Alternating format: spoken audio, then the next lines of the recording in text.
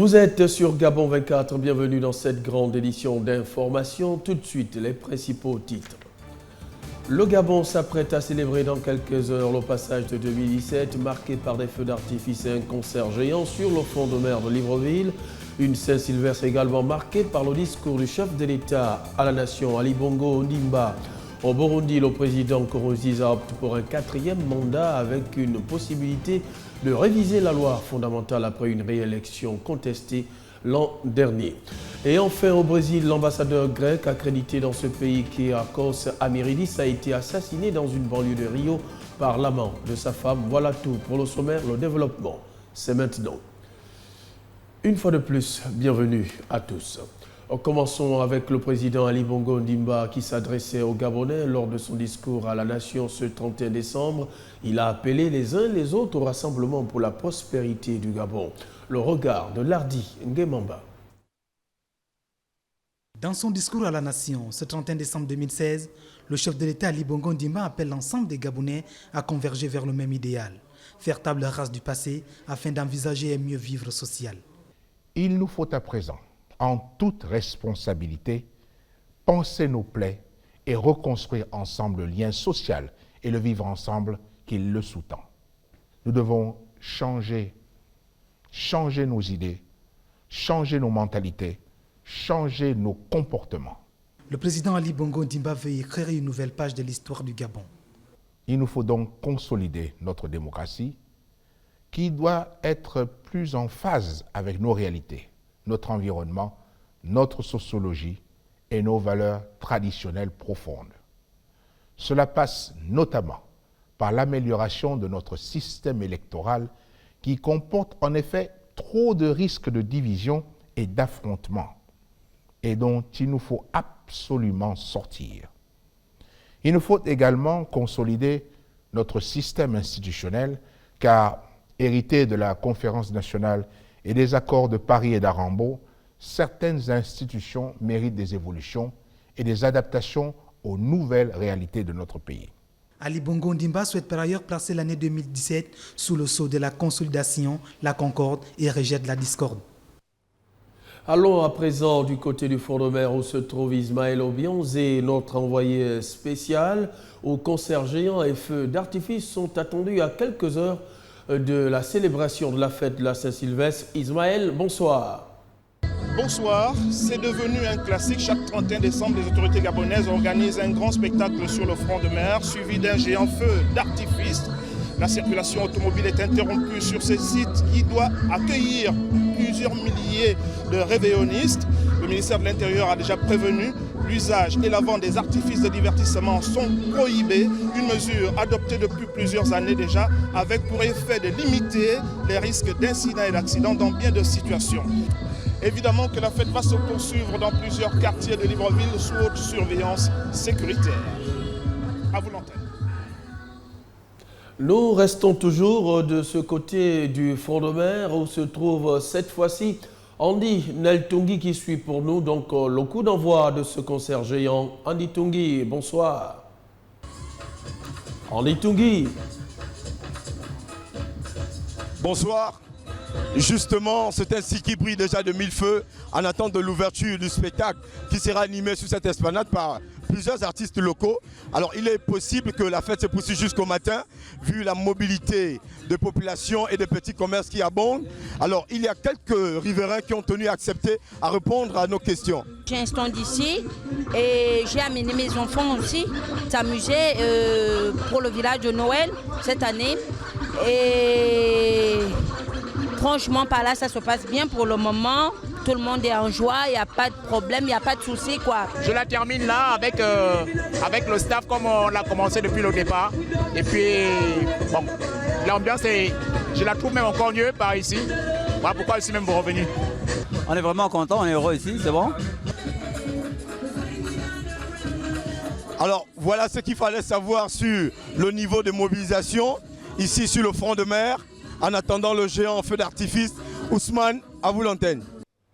Merci à vous Ismaël Obionzé et Andy Tungi du côté du front de mer. Nous poursuivons ce parcours tout info et comme vous le savez, l'année 2016 touche à sa fin et plusieurs faits marquants ont ponctué l'actualité gabonaise. que ce soit sur le plan national comme à l'international, avec des Gabonais de l'étranger qui ont su briller hors de nos frontières. Sibylle Mengue nous dresse ici un bilan des activités culturelles du pays, une liste qui n'est certes pas exhaustive, mais rappellera à quel point la culture gabonaise est riche et belle. Regardez. L'année 2016 aura été une année d'opportunités pour le monde culturel gabonais qui s'est enrichi en multiples points, notamment l'artisanat du pays qui a été revalorisé à travers le salon Made in Gabon et le Noël Made in Gabon. Le monde musical gabonais, qui est déjà bien riche et diversifié, a révélé de nombreux talents en 2016, notamment lors de l'émission The Voice Afrique francophone avec Boussine, artiste confirmé qui aura su captiver par la beauté de sa voix. Ou encore Jaroul, ce jeune contorsionniste qui laissa sans voix les jurés de l'Afrique à un incroyable talent lors de ses différents passages sur scène. Hors de nos frontières également, des Gabonais ont su briller, tels que Nguema Rajumba Rodney, danseur et chorégraphe talentueux. Il reçoit le sacre de meilleur danseur masculin 2015 lors des GC Tunisie Awards. En 2016, il a obtenu le prix spécial meilleur chorégraphe et meilleur événement de l'année avec le festival Africa Dancers. Ou encore Erwan Smith Obon, sacré le 4 septembre dernier Mr. Africa USA à New York City aux États-Unis. Un sacre qui lui a été décerné grâce à son programme d'action qui vise à lutter contre la corruption et la dictature en Afrique. Le cinéma gabonais, bien que marqué par la disparition de l'acteur Philippe Maury, décédé le 7 juin dernier, à qui un vibrant hommage a été rendu par ses pairs lors des dernières escales documentaires tenues à Libreville, le monde cinématographique du pays s'est également enrichi à travers de nombreuses œuvres. Des concerts, des défilés de mode tels que Gabon Fashion Week, tenus en juin dernier, ont aussi laissé leur marque durant l'année écoulée. L'année 2017 s'annonce aussi prometteuse que 2016 pour tous. Et puis, le jour de la Saint-Sylvestre, les femmes se ruent vers les salons de coiffure et autres pour se faire belles. Quel est le prix d'une coiffure? L'élément qui suit donne plus d'informations. C'est dans ce reportage de Miranda Dangué. En cette veille de la fête de la Saint-Sylvestre, les femmes se bousculent dans les salons de beauté pour paraître sous leur meilleur jour. Des ongles fossiles en passant par les dernières tendances de coiffure, rien n'est laissé au hasard, tout y passe. Le tissage, hormis le prix d'achat du tissage lui-même, la pose est à 10 000 et les fossiles sont à 4 000. Si, c'est cher, mais bon, on veut se faire belle. Lorsqu'il y a la joie, on ne peut pas évaluer les dépenses. Parce que c'est un jour comme pas tout autre. Certains sont couchés sur le lit de l'hôpital et quand on est en bonne santé, on glorifie Dieu en faisant des dépenses. Malgré l'affluence des clientes pour ce jour particulier, les responsables des salons ont certes du fil à retordre. Mais pour beaucoup, c'est l'occasion rêvée de rivaliser de talent et de créativité pour faire des femmes de véritables reines le temps d'une fête. On appelle ça la Rihanna. Ce sont des tresses qu'on amène sur le côté. Au trop, si tu as trop pris, c'est 12 000 ou au-delà, 15 000 le prix. Sans mèche. Pendant les fêtes, on travaille plus que d'autres jours. Tout le monde veut se faire belle. Tout le monde veut fêter avec la tête propre. La beauté a un coût que bon nombre de femmes sont visiblement prêtes à payer à tout prix, voire même à tous les prix. Et puis, dans quelques heures, un événement cyclique à caractère temporel va s'opérer. C'est la nouvelle année 2017, un événement très attendu et célébré sur l'ensemble de la planète, dont la spécificité repose en grande partie sur l'échange des vœux. Mais une question se pose tout de même quant à la sincérité de ces vœux formulés à l'endroit d'une personne. Élément de réponse dans ce reportage de Jamila Bengman et Ali Marcel Moutoubié des médias islamiques du Gabon. Bonne année, meilleurs vœux, des expressions employées par plusieurs personnes pendant le réveillon de fin d'année. On souhaite le meilleur pendant l'année nouvelle, que ce soit en famille ou en milieu professionnel. Ces nombreux vœux, formulés envers une tierce personne, fût-il un patron insupportable ou une maman difficile. Est-ce par coutume, par suivisme ou encore par hypocrisie qu'on le fait? J'estime que lorsque quelqu'un me souhaite les meilleurs vœux, ce sont des vœux qui lui viennent du plus profond de son cœur. Et donc, pour moi, ce sont des vœux sincères. Je n'ai pas à présager de quoi que ce soit.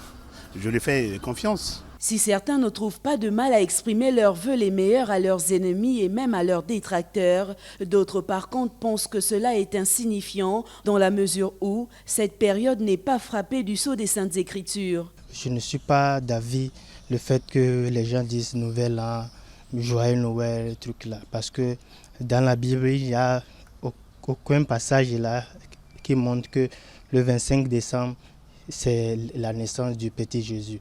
Le 31, c'est une nouvelle année. Donc moi, je ne suis pas d'avis sur ce point. Se sacrifier au rituel des vœux du Nouvel An, c'est bien, mais le faire avec le cœur, c'est encore mieux.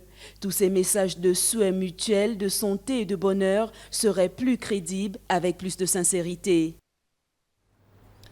Allons avec le collectif Noël Ensemble qui a organisé un arbre de Noël cet après-midi pour une centaine d'enfants au restaurant Le Maena à Sizobat-Guégué dans le premier arrondissement de Libreville pour les enfants de l'orphelinat Mikon et du centre d'accueil de Kingele.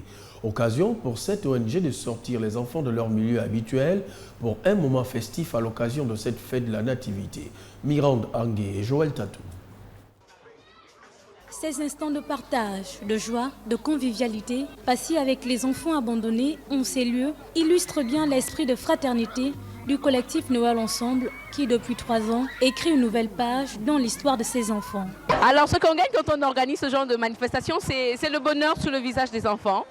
On ne gagne rien du tout, on ne tire aucun profit et c'est vraiment le visage et l'amour qui en dégage de nos rencontres. Oublions quelques instants les coloriages, les mathématiques, les leçons d'histoire et autres pour faire place au toboggan, trampoline et autres friandises à la satisfaction des enfants qui n'ont pas manqué de montrer leur gratitude.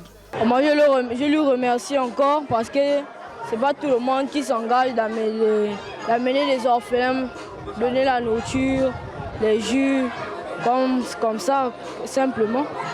Est-ce que tu lui promets de bien travailler à l'école? Oui, surtout je lui promets de bien travailler à l'école et gagner mon CEP. Je voudrais d'abord remercier cette personne d'avoir pensé d'abord à nous, d'avoir pensé à nous pour fêter la Noël ensemble. Et je remercie encore cette personne de nous avoir encore mis dans la joie, moi et mes frères aujourd'hui. Et que Dieu puisse encore lui bénir et il puisse encore avoir une longue vie. Ces moments de réjouissance, accompagnés par des consultations pédiatriques aux enfants abandonnés, leur permettront de garder un réel espoir pour que ces quelques heures passées ensemble soient un véritable instant de rapprochement et de renforcement des liens entre eux. Depuis le 15 décembre dernier à Libreville, la capitale gabonaise, vivent au rythme de la compétition Tcham qui au départ regroupait 8 équipes, qui a connu son apothéose dans la nuit de vendredi avec la victoire du groupe de danse Warrior Street qui a remporté la somme de 300 000 francs CFA, une compétition qui a mis le public en ébullition de par l'applaudimètre dans une salle de fête de la place animée par des artistes de talent. Regardez. Lancée il y a 2 semaines à Libreville avec 8 groupes de danse, la compétition Tcham est allée au-delà des espérances des organisateurs avec une chorégraphie digne des spectacles hollywoodiens. C'est à l'unanimité des membres du jury que le groupe Warrior Street a remporté la compétition à la satisfaction du public venu nombreux. Les gens ont adhéré, les groupes ont été bien. Je pense qu'en matière de danse au Gabon, on peut lui coller quand même au top. Au-delà de réchauffer la salle, la compétition était réglementée par 4 critères qu'il fallait absolument respecter pour passer. C'est très simple, il y avait le vestimentaire, il y avait la chorégraphie, il y avait l'expression faciale et il y avait aussi l'applaudimètre du public. Le groupe MAD, malheureux finalistes malgré leur 2e et leur méfort du jour, ont reconnu ne pas être totalement en phase avec le règlement du concours. On a donné ce qu'on avait à donner. Et la 2e place, vu qu'on est sorti 2e, les premiers ont mérité leur place en fait. Un concours motivé par le développement, l'éducation, la culture, la formation en ce temps de vacances de Noël pour occuper les jeunes. Leur implication et leur savoir-faire a dépassé les espérances. Largement dépassé, je veux dire même. Nous avons démarré timidement le 15 décembre. Et au fur et à mesure, nous sommes montés en puissance. Et comme vous avez pu le constater, ce soir, ce fut l'apothéose. La 2e édition est prévue pour se tenir en 2017, à un moment qui rassemblera toujours plus de jeunes pour mettre en valeur la sympathie, le savoir-faire et le vivre ensemble.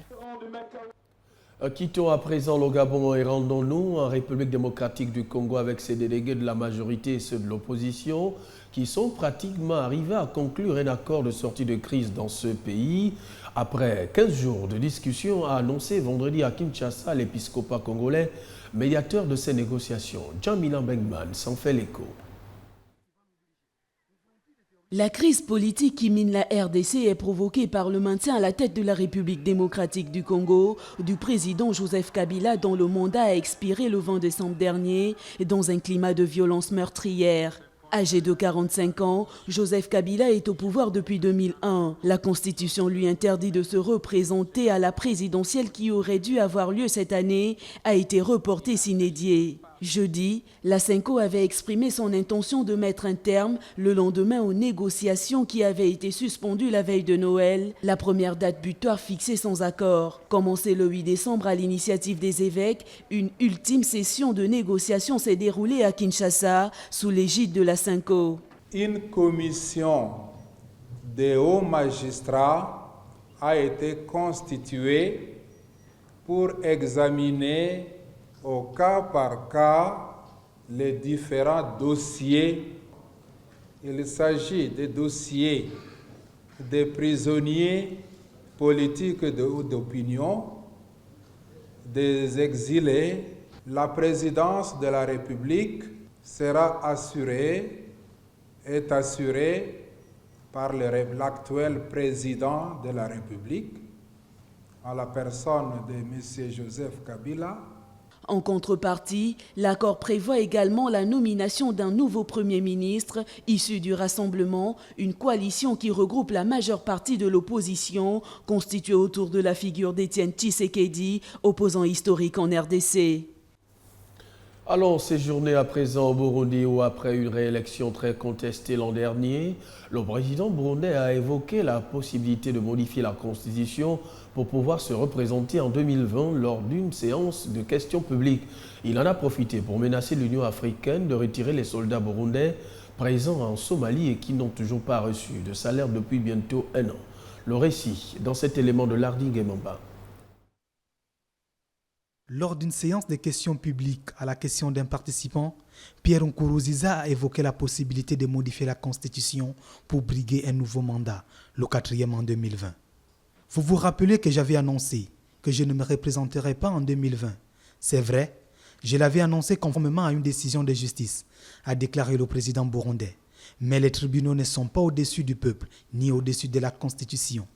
Si le peuple autorise quelqu'un à se représenter, si le peuple demande, alors je ne trahirai pas sa confiance, a-t-il ajouté. Élu une première fois en 2005, puis en 2010, Pierre Nkurunziza est resté président en 2015. Le nombre de mandats au Burundi est limité à 2. Mais les autorités de Bujumbura avaient estimé que son premier mandat ne comptait pas, car il était issu d'un accord de paix. Cette réélection contestée a provoqué une crise dont le bilan serait d'au moins 500 morts et de 300 000 déplacés. La déclaration du président Nkurunziza n'a pas surpris le porte-parole de la plateforme d'opposition en exil, Pankrak Simpaï, qui dit craindre un nouveau passage en force du président Nkurunziza. Le mois dernier, le Conseil des ministres avait décidé la création d'une commission de révision de la Constitution, suite à un rapport du Conseil national du dialogue interne qui affirmait que la plupart des participants voulaient faire sauter la limitation des mandats. Un dialogue dont avait été exclue la majeure partie de l'opposition. L'ambassadeur de Grèce au Brésil, Kyriakos Amiridis, a été assassiné lundi dans la banlieue de Rio par la main de sa femme, un policier militaire, dans le cadre d'un crime passionnel planifié par son épouse, a affirmé la police Carioca vendredi. Reportage. Kyriakos Amiridis, l'ambassadeur de Grèce au Brésil, retrouvé carbonisé dans une voiture, a été assassiné par l'amant de sa femme, un policier militaire, dans le cadre d'un crime passionnel planifié par son épouse, selon la police Carioca. François de Souza Oliveira, l'épouse d'origine brésilienne, 40 ans, et Sergio Gomez Moreira, son amant de 29 ans, ont tous deux été placés en détention provisoire pour le meurtre de l'ambassadeur, âgé de 59 ans, a dévoilé vendredi soir le commissaire Evaristo Ponte lors d'une conférence de presse. Un cousin de l'amant, Eduardo Moreira de Melo, 24 ans, soupçonné d'avoir apporté son soutien logistique à l'entreprise criminelle, a également été arrêté. Cette rocambolesque affaire a éclaté au grand jour quand l'épouse de l'ambassadeur a signalé la disparition de celui-ci mercredi, alors que le couple passait quelques jours de vacances dans sa résidence secondaire de Nova Iguaçu, dans le quartier de Fluminense, au nord de Rio, avec sa fille de 10 ans. Elle avait indiqué à la police n'avoir pu entrer en contact avec son mari depuis son départ lundi, seul à bord du véhicule loué par le couple pour les vacances. L'épouse avait été interrogée une première fois par la police. Durant un nouvel interrogatoire, Madame de Souza a fondu en larmes et a fini par dire que le policier militaire était l'auteur du meurtre, a détaillé le commissaire Evaristo Ponte. L'amant a pour sa part affirmé au policier s'être battu d'abord avec l'ambassadeur, puis l'avoir étranglé dans un geste de légitime défense. Une version mise en doute par les policiers qui ont retrouvé un canapé taché de sang dans la résidence. L'ambassadeur aurait été tué par l'amant dans la soirée de lundi à l'intérieur du domicile, puis celui-ci aurait ensuite transporté le corps dans le véhicule avant de l'incendier sous un pont. La suite de cette grande édition d'information avec l'impératrice romaine Hélène qui a fait venir des chats à Chypre pour se débarrasser des serpents, dit la légende. Des siècles plus tard, la population de ces félins connaît une croissance difficilement contrôlable. Regardez. Ce petit parc pour chats, à 8 km de Paphos, sur la côte chypriote, affiche complet. 700 chats s'y entassent, pour la plupart abandonnés devant l'entrée. Les nourrir coûte 70 € par jour, soit 25 000 € par an, des fonds collectés entièrement auprès de particuliers. Il y a peu, les bénévoles qui s'occupent des lieux ont été contraints de fermer les portes aux nouveaux arrivants. Nous n'avons pas assez de bénévoles pour s'occuper des chats que nous avons déjà, et nous n'avons pas assez de financement pour accueillir plus de chats. Les chats ont envahi l'île méditerranéenne, un véritable problème pour les ONG de défense des animaux. Des bénévoles comme Dinos de l'ONG Cat Paws proposent leurs services pour attraper les chats errants faisant l'objet de plaintes afin de les faire stériliser. Ils se disent soutenus par certaines municipalités, mais pas par le gouvernement chypriote. Il y a quelques années, l'État a alloué un budget de 50 000 € par an pour stériliser 1700 chats sur toute l'île, un programme qui a pris fin en 2011, faute de moyens.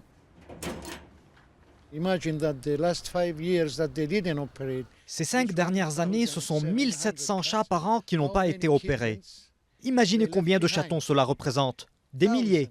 Et à présent, nous courons contre la montre pour limiter les dégâts.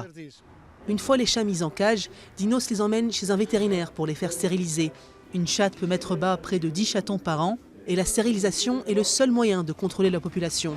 Les vétérinaires travaillant avec les ONG comme Cat Paws proposent de pratiquer l'opération à moitié prix, un moyen d'inciter plus de Chypriotes touchés par la crise financière à opter pour la procédure. Mais à ce jour, aucun plan n'a été annoncé et sans somme régulière de la part du gouvernement pour stériliser plus de chats sur les prochaines années, les ONG redoutent de voir le problème empirer.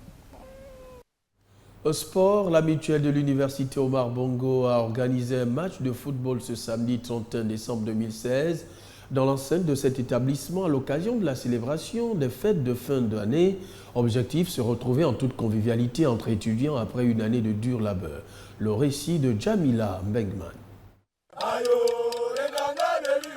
C'est sous cette ambiance de chant, de paix et d'amour que s'est déroulée la rencontre de football opposant l'équipe des membres du bureau directeur de la mutuelle de l'université Omar Bongo contre celle de Nzimba, l'équipe universitaire. Tout ceci dans un élan de rassemblement et de retrouvailles. La circonstance va dans l'intérêt de rappeler à l'étudiant qu'au-delà des questions qui minent l'université qui sont dans les conditions défavorables, nous avons un épanouissement que nous pouvons également aspirer à travers l'activité sportive.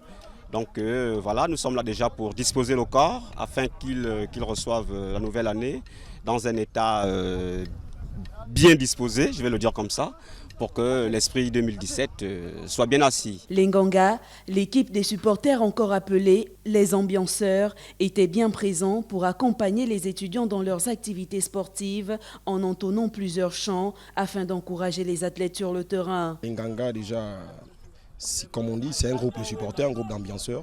C'est un mouvement qui est là pour accompagner les équipes sportives de l'université Omar Bongo dans les différentes compétitions à laquelle ces équipes sont engagées.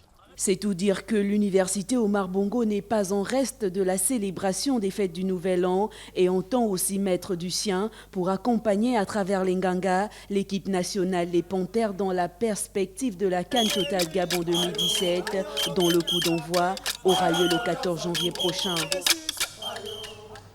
Et pour finir, l'équipe d'Akébé, un des quartiers du 3e arrondissement, était face à une équipe d'Ovendo dans le sud de Libreville ce samedi. Un match comptant pour les festivités de la fête du Nouvel An. Akébé Frontière remporte le match sur un score de 2-0. Le reportage de Jospin Bombadianga, Michel Nzé et Lardi Ngemamba.